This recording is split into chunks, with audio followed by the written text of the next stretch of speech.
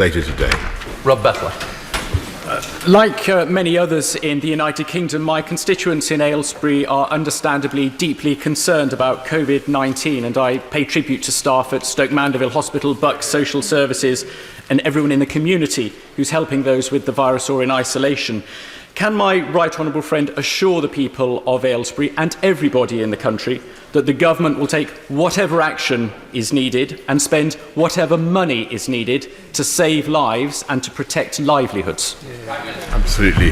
Well, Mr. Speaker, I want to join my honourable friend in paying tribute to the staff at Stoke Mandeville, but to all the staff in our fantastic NHS for the way they're coping at this extremely difficult time. And he can certainly take it that we're not only, of course, we've not only put another £5 billion into the NHS last week, as he heard from my right honourable friend, but we will certainly do whatever it takes and provide whatever funding is necessary to help our NHS through this crisis, and indeed to support the whole country with government guaranteed loans, as you will have heard yesterday. Jeremy Corbyn. Thank you, Mr. Speaker. I want to thank you for the statement you just made and for the very responsible approach MPs have taken to today's question time by sitting a suitable distance apart to avoid cross-fertilisation of this horrible disease. I also want to join the Prime Minister in paying tribute to Lance Corporal Brodie Gillen, who was killed in Iraq last week. Our thoughts are with her family and her friends. Today, Mr. Speaker, people are mourning the loss of loved ones. Many more will be suffering from the effects of coronavirus, including those already losing work or losing their jobs and worried about whether they can keep a roof over their head. Our greatest thanks must go to the frontline medical and public health staff who are fighting to combat the spread of the disease, and to the public servants, postal workers in particular, who've given such sacrifices today, and cleaners who are providing vital support. We must also thank those working round the clock to make sure our shops and warehouses are stocked with the essential food supplies that everybody needs. We on these benches will do our duty to hold the government to account. Together we need to ensure that the most effective action is taken to protect people, and it's in that spirit that I ask questions of the Prime Minister today. Every member of the public will make sacrifices in the effort to stop the spread of coronavirus, but those on low pay, self-employed workers and small business owners are understandably worried. Sue wrote to me this week. Her family is in isolation and says the current £94.25 per week statutory sick pay is not enough to pay for the food shopping. Can the Prime Minister do what the Chancellor repeatedly refused to do yesterday and pledge to increase statutory sick pay to European levels?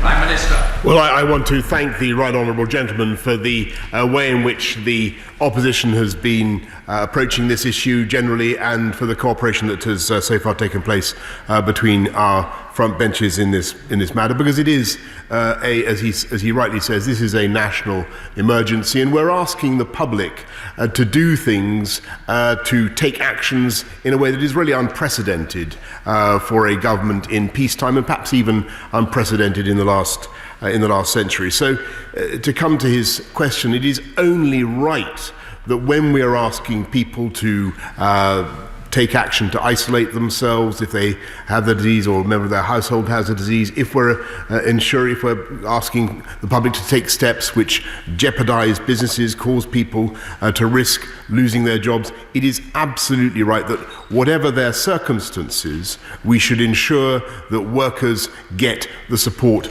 that they need. So in addition to the package of business support that my right honourable friend, the Chancellor, outlined yesterday, we will be working with the unions, working with colleagues across the House. We will be bringing forward further measures to support workers of all kinds throughout this crisis.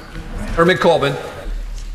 The UK sick pay levels lag far behind those of European counterparts. The Scandinavian countries are giving many of them 100% of wages during this crisis. And I hope that when the Prime Minister brings forward proposals on this, they do reflect the reality of people's lives. You cannot feed a family on 90-odd quid a week. And those people, therefore, are putting everybody at risk because they have to go out to work in order to put food on the table. And to claim statutory sick pay, workers need to prove they earn a minimum of £118 per week. So I hope when the Prime Minister brings forward proposals, he will give confidence to the millions of people who work on low-income jobs, are in insecure work or self-employed, and commit to extending a very much enhanced statutory sick pay to all workers. Well, Mr. Speaker, as I've told the House before, of course we will ensure that nobody is penalised for doing the right thing and protecting not just themselves but also other members of society, and of course making sure that our NHS is able to cope. And clearly statutory sick pay will typically be supplemented by other benefits, but we will ensure, and I just repeat what I said to the Right Honourable Gentleman, we will ensure, since the state is after all making these demands of the public and of business, it is only right that throughout this period we should be doing whatever it takes to support the workers of this country throughout this crisis. Jeremy Corbyn. What it takes is a recognition of the social injustice and inequalities that exist in this country. And I hope that when the Prime Minister makes the proposals on statutory sick pay levels, that will be recognised. A quarter of the people that are most crucial to support us in this crisis, social care staff, and almost half of home care workers, are on 0 hours contracts, so therefore automatically not entitled to sick pay. By not extending statutory sick pay to all workers, the government is forcing social care staff, and they're the people that could unwittingly be transmitting the disease amongst the most vulnerable in our community, to choose between health and their own hardship. Yesterday, the Chancellor, unfortunately, offered nothing to the 20 million people living in rented homes, including 3 million households with children. They're worried sick that they can't pay their rent if they get ill, lose pay, or feel they need to self-isolate. It is in the interest of public health, of the health of all of us, that people don't feel forced to go to work in order to avoid eviction when they know themselves they may be spreading this terrible disease. So will the Prime Minister now confirm that the government's emergency legislation will protect private renters from eviction? Well, Mr. Speaker, I can indeed confirm that. He's making a series of very powerful points, and I can indeed confirm that we will be bringing forward legislation to protect private renters from eviction. That is one thing we'll do. But it's also important as we legislate that we do not simply pass on the problem. So we'll also be taking steps to protect other actors in the economy. Yeah. Prime Minister, Jeremy Corbyn. Seeing the details of that, because all of us represent private sector tenants in our constituencies, and we know the stress they're going through now. They need something said urgently about this, and so I hope the government will say something as soon as possible. Today would be appropriate. NHS staff and those working in the care sector are, Mr. Speaker, on the front line of caring for patients suffering from coronavirus. However, sadly, those workers have no idea if they're actually transmitting the virus themselves. They may not be obviously suffering from it, but they could still be transmitting it. And if they're ill or not, and when they return to work on the front line, what effect it will have. So can the Prime Minister please explain why the government isn't prioritising the testing of all healthcare staff, both those in the NHS and those doing such a vital job in the care sector? Well, Mr. Speaker, in point of fact, we are prioritising testing of NHS staff for the obvious reason that we want them to be able to look after everybody else with confidence that they're not transmitting the disease. And this country is actually far ahead of many other comparable countries in testing huge numbers of people. We're increasing our tests from 5,000 to 10,000 a day. And it may be of interest to the House to know that we are getting much closer, Mr. Speaker, to having a generally available test which will determine whether or not you have had the disease. And that will truly be of huge benefit to this country in tackling the outbreak. Jeremy Corbyn. The World Health Organization said test, test, test. And we should be testing, I believe, on an industrial scale. When I met the Prime Minister on Monday evening, he assured me that there were 10,000 tests per day going on. That's better than none, obviously, but it is nowhere near even the number of people working in the NHS and the care sector. It is a massive undertaking, and I wish there was a greater sense of urgency from the government in getting this testing available for all staff. NHS staff are obviously on the front line, and many are scared because the guidance that has been changed to say they do not need to wear full protective equipment when caring for patients. A senior doctor has said, and I quote, "The rest of the world is providing staff with full protective gear and we're restricting it." And this is a doctor saying, "I'm scared." We shouldn't be scaring doctors and nurses. Is there a policy for them to have full protective equipment or not? Because I believe it should be the case. Thank you, Mr. Speaker. We're just quickly on testing, just to reassure him, we're moving up to 25,000 a day. And on PPE equipment for NHS staff, he's absolutely right to raise this, and this is of huge concern, obviously, to everyone, that our NHS staff should feel that they're able to interact with patients with perfect security and protection. So there is a massive effort going on, comparable to the effort to build enough ventilators to ensure that we have adequate supplies of PPE equipment, not just now, but throughout the outbreak. Jeremy Corbyn. Mr. Speaker, generations to come will look back on this moment and they will judge us on the actions that we take now. Our response must be bold and it must be decisive. The market cannot deliver what is needed. Only collective public action led by government can protect our people and our society. And that collective action must not allow the burden to fall most on those who lack the resources to cope, as happened after the financial crash.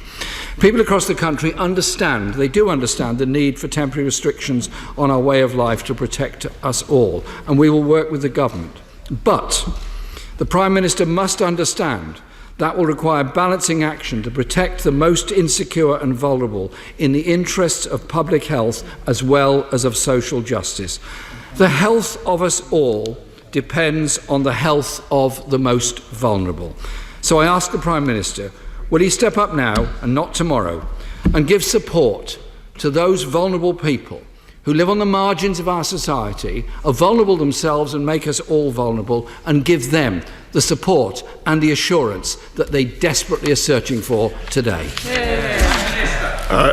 Indeed, I can, Mr. Speaker, and that's why we've announced another 500 million to go straight into councils to help them immediately with the needs of the poorest and most vulnerable. That's why we've announced immediate cash injections into business to help them through unquestionably a very, very difficult time. That's why we will be bringing forward further measures to ensure that every worker receive support throughout this difficult period. Because no doubt, Mr. Speaker, we are asking, he's right to draw attention to the unprecedented nature of this crisis. We are asking the public to do quite extraordinary things. And we're asking business to shoulder quite extraordinary burdens. But the more effectively we can work together to comply with the very best scientific advice, which is what has actuated this government throughout the crisis, which is what has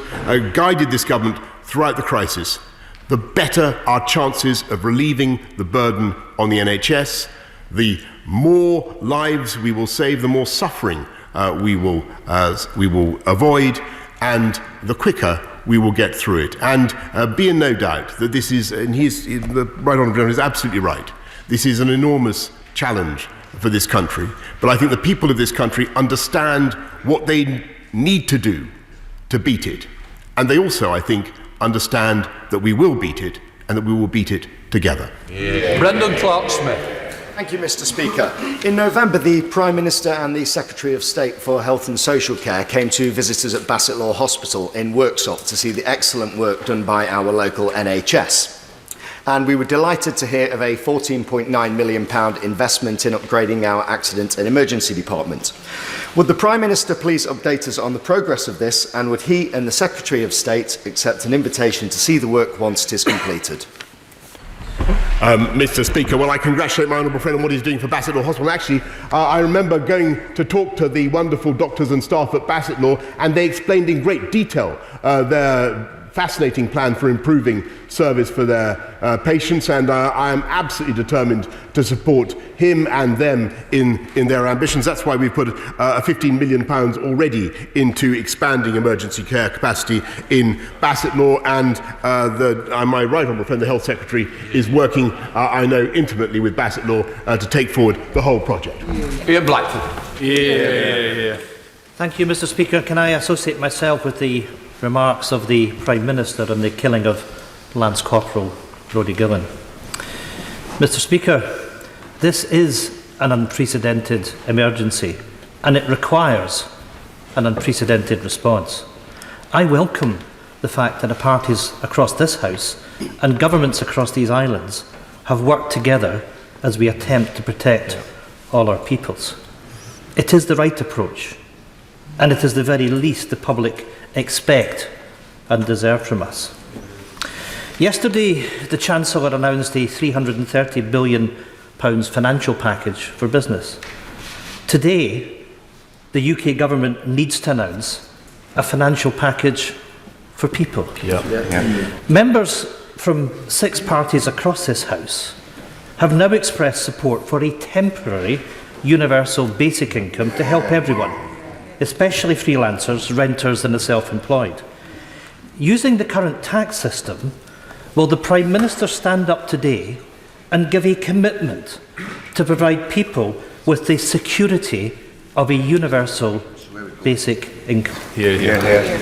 Well, Mr. Speaker, I first of all I want to thank the right honourable gentleman for the spirit in which he's spoken, and indeed there is a huge amount of collaboration going across all 4 nations of this country, as you can imagine, Mr. Speaker, and we are in lockstep. What I would just say on his appeal for a basic income: do not underestimate, Mr. Speaker, the value to people of the measures that we've already announced that will support business and keep jobs going, make sure that those businesses continue in existence. That must be the first step. But then, as I've said repeatedly now to the Right Honourable Leader of the Opposition, it is also, he's quite right, it is also important that throughout this crisis we take steps to support workers, and the suggestion that he makes is, of course, one of many such suggestions. Ian Blackford.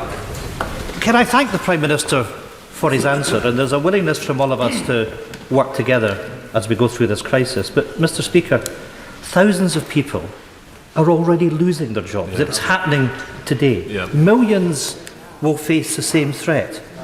They need reassurance and support, and they need it today. They need an income guarantee. Prime Minister, we must not repeat history. People are worried about their bills. They are worried about keeping a roof over their head. In the last financial crisis, the banks were bailed out, but ordinary people were not. Prime Minister, you have it within your power to protect people's incomes and provide them with peace of mind. At this time, an emergency universal income scheme would do just that. Will the Prime Minister, at the very least, to commit to meeting all of us who support this proposal and discuss how we can protect the incomes of all of our peoples? Well done, Ian.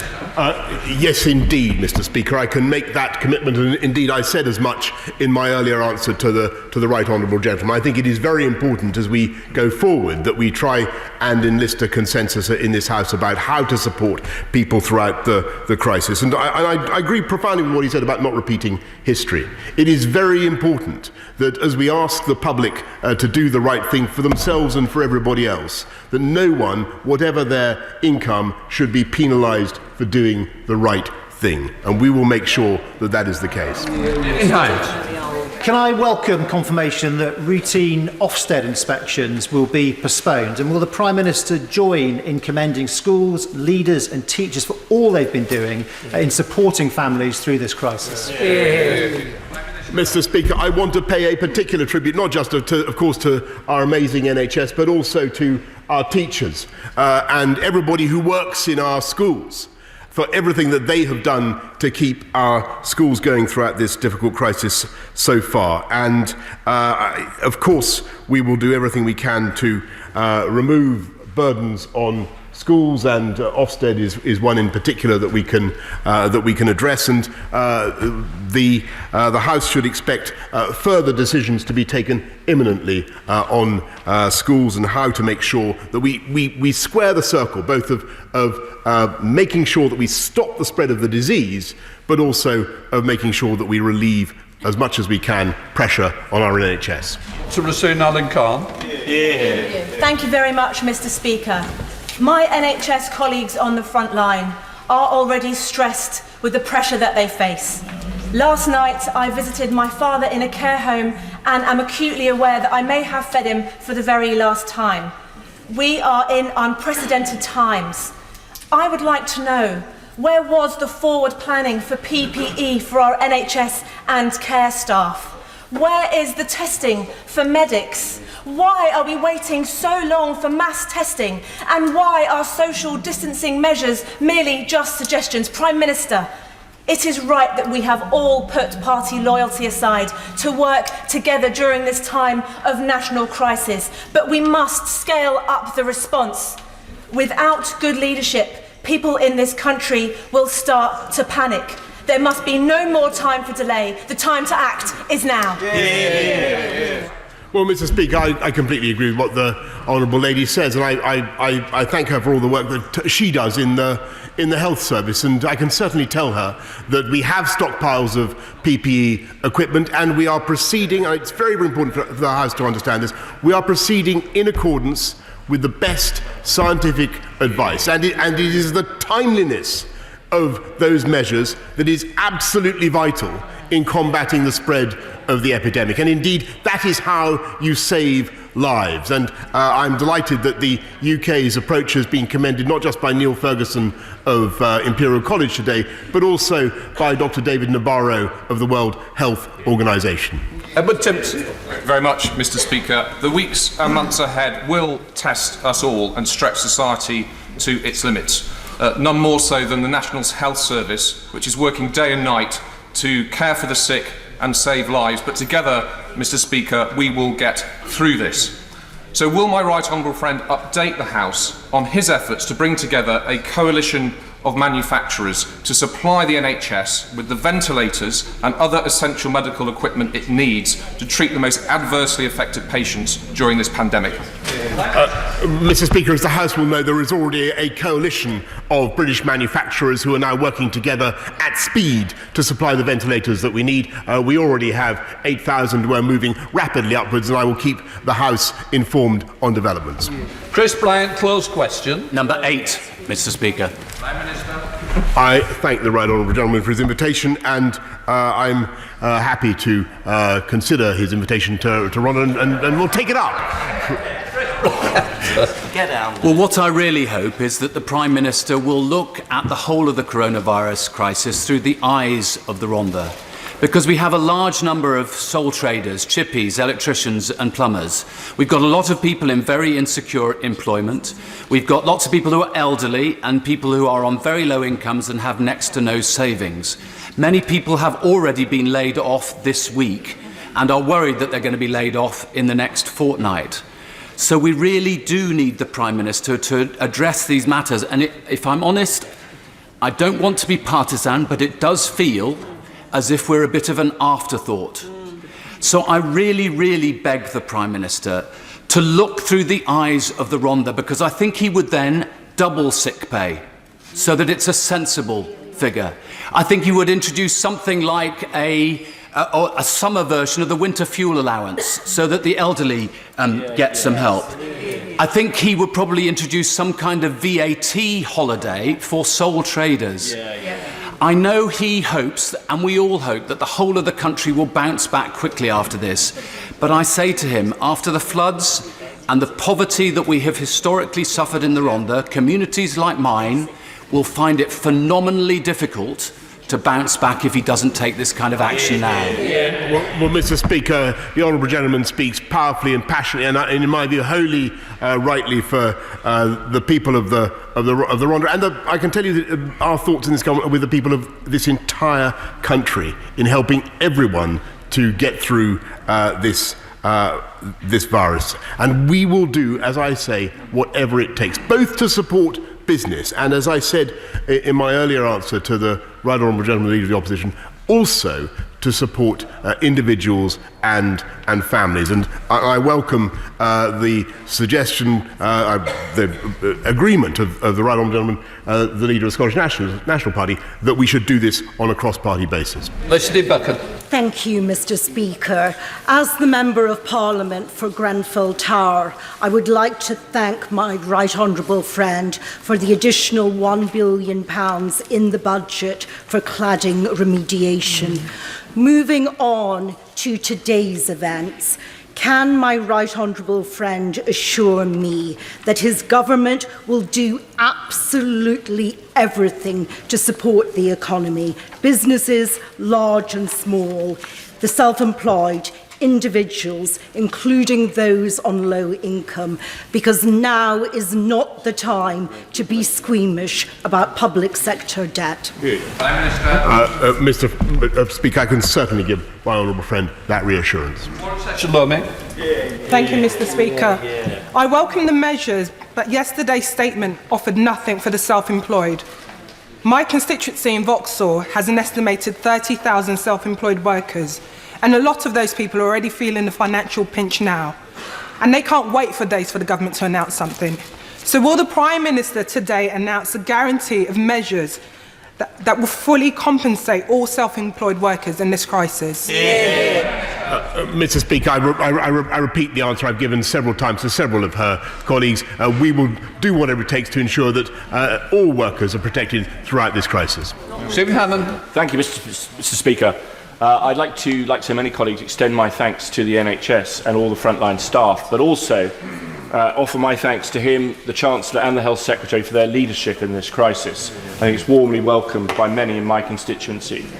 The news from the major food retailers this morning was welcome, but many over 70s, vulnerable and self-isolating, will be concerned that they will still have problems about access to food and to medicines throughout this period. Could he confirm what the government is doing to ensure that all retailers and pharmacists are going to prioritise these groups throughout the whole of this virus crisis? Mr. Speaker, we're extending the hours in which deliveries can be made, and we're talking right now with the Pharmaceutical Services Negotiating Committee about ensuring that pharmaceutical goods get at the right time to the customers who need them. Neil Hanby. Thank you, Mr. Speaker. In response to COVID-19, there are reports from across the globe of antiretroviral drugs being tested alone and in combination with varying degrees of reported success. In light of this, can the Prime Minister advise the House what resources are being made for drug security, development and clinical trials in the UK, what efforts are being made by him for the UK to work in concert internationally, and does he agree with me that the prize on this occasion must be the victory and not patents and profits?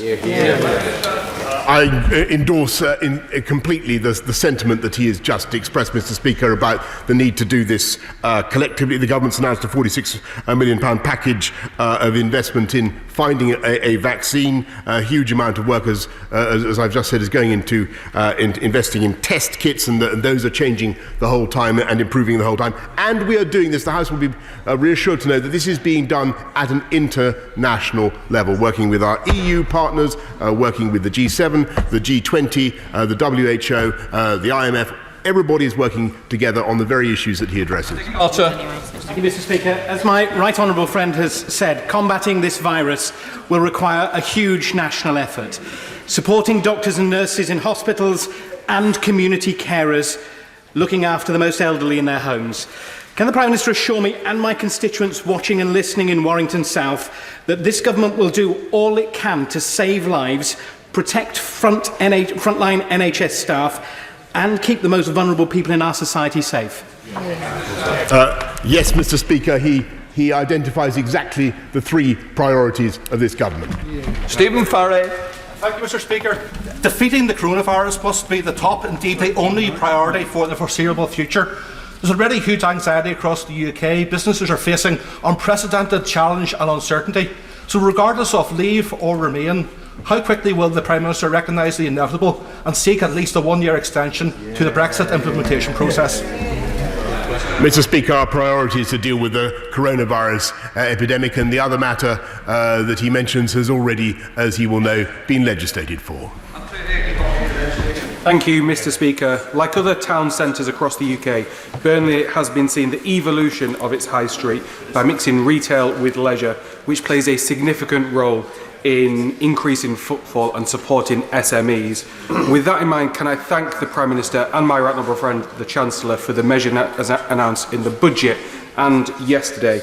And will he commit to doing whatever it takes to supporting our SMEs so once we get through this challenge, our high streets can buzz once again? Yes.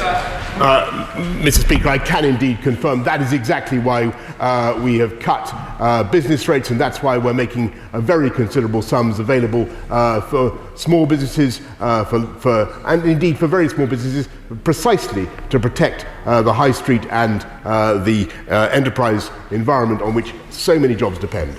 Cavan Jones. I'm sure the Prime Minister will agree with me that protecting our NHS staff at this crucial time is our maximum importance. This week in County Durham, at least one GP surgeon received surgical masks from the NHS with expiry dates of 2016 on the box. In other cases, boxes, labels have been stuck over extending the expiry dates of those boxes. What assurance can the Prime Minister give, not only that they get the equipment they require, that it's actually effective once they get it? Mr. Speaker, to the best of my knowledge, all the equipment we're sending out is of the correct standard. I'd be happy to look at the case that he mentions, and as I said earlier to the House, we currently have stockpiles of PPE, but are making huge efforts to make sure we have enough for the outbreak ahead. Sarah Dines. The Chancellor yesterday unveiled a wide range of measures to tackle coronavirus. Does my right honourable friend agree with me that it's vital we do whatever we can to get through this as a country? Mr. Speaker, I wholly endorse what my honourable friend has said. We will do whatever it takes and we will beat it together. Apart from rent arrears, eviction from a private tenancy, a Section 21 no-fault eviction, is the biggest reason for homelessness. On Friday, I met a 77-year-old woman who'd lived in her home for 15 years. I met a couple caring for a sister with Down syndrome, both due for eviction today.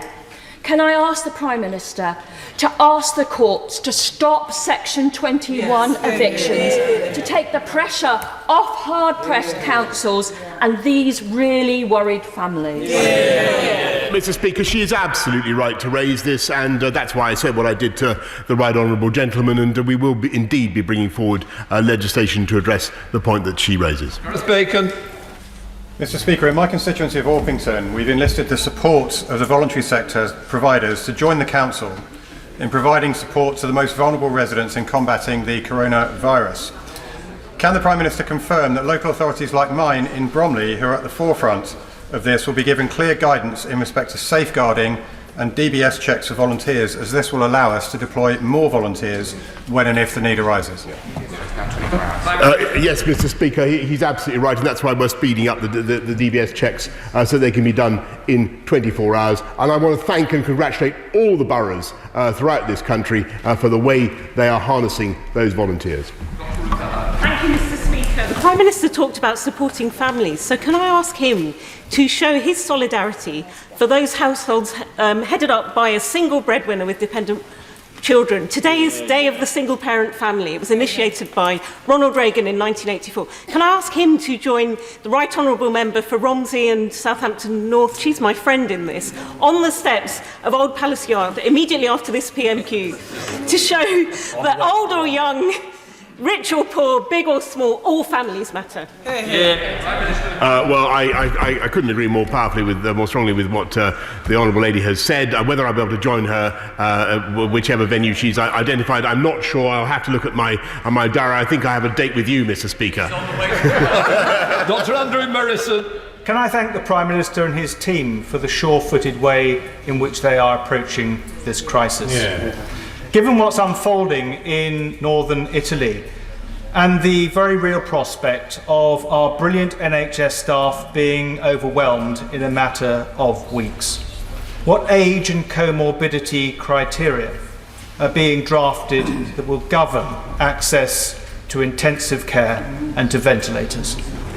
Well, Mr. Speaker, he raises a very important point, but this is one that is not unknown to the medical profession, and we will be relying on the clinical decisions of those medical professionals. Kevin Brennan. Thank you, Mr. Speaker. On the matter of whatever it takes more than three-word slogans. Yes. Is what I would say to the Prime Minister. And in this case, it actually takes a bit of war socialism. We need to get money into the pockets of the workers. Has he seen EDM 302, which I've proposed, about bringing in a temporary universal basic income to support workers and get money where it's actually needed? Exactly. I hear the Honourable Gentleman loud and clear, and he's echoing a point that was already made by the leader of the SNP, and of course that is one of the ideas that will certainly be considered. Theresa May. Thank you, Mr. Speaker. My right honourable friend is rightly engrossed day to day in dealing with the developments of COVID-19, but I'd like to ask him to cast his mind a little further forward. The Chief Scientific Advisor and the Chief Medical Officer have been clear that the best solution for this is a vaccine, but the Chief Scientific Advisor has said that that could be as much as a year away. I believe he's also suggested that until that vaccine is available, it may be difficult to ease restrictions successfully. Does my right honourable friend agree with that analysis? And if so, what does a sensible exit strategy look like? Mr. Speaker, the objective of the government and the objective of our scientific advisors is to depress the peak of the epidemic, to make sure that we get through it so that we come out on the other side, and that we do that as fast as possible. I'm not going to give and that's why we're taking all the measures that we've announced. That's why we've announced the package of business support that we have. I'm not going to give a timescale on it, but that is the strategy, and I'm absolutely certain that it will succeed. Right, we come to presentation of Bill, Secretary Robert Jeremy. I'll take them after this. Okay. Minister to Non-domestic rating public laboratories bill. Second reading what day? Tomorrow. Tomorrow. Presentation from Secretary Ben Wallace. Overseas Operations Service Personnel and Veterans bill. Second reading what day? Tomorrow. Tomorrow. We now come to presentation of Bill Leila Moran. Vagrancy repeal bill. Second reading what day? Friday the 12th of June. Friday the 12th of June. We've all been told socially distanced. I'm just going to hand over now. Oh, I want it. Chris Bryan. Sorry, Mr. Speaker. We had several bills just presented there, but the one bill that we have not yet had presented is the one that the government has talked about extensively, which is the emergency legislation for coronavirus. Now, it is talked of that it will be published tomorrow, and we'll be dealing with it on Monday. I just hope that there will be a process whereby it will be possible to table amendments before second reading, which is not the normal convention, of course, but is for emergency legislation. And I hope that it might be possible for us, for instance, if the government is seriously intending to say that this legislation will last for 2 years, that we'll be able to table amendments to suggest that that could only be with review from Parliament on a regular basis. It is on the order paper, and I'm sure there will be time to table amendments, and that message will have been taken on board to ensure that that should be made available. Right. We now come to 10-minute rule motion. Bambus Chorlambus. Thank you, Mr. Speaker. I beg to move that leave be given to bring in a bill to make provision about children's access to medical treatment and for connected purposes. The recent case of Tafida Rakib was a sad example of a long line of disagreements over treatment of seriously ill children, which have ended up in court. In February of last year, Tafida, then aged 5, suffered a traumatic brain injury, which left her on a life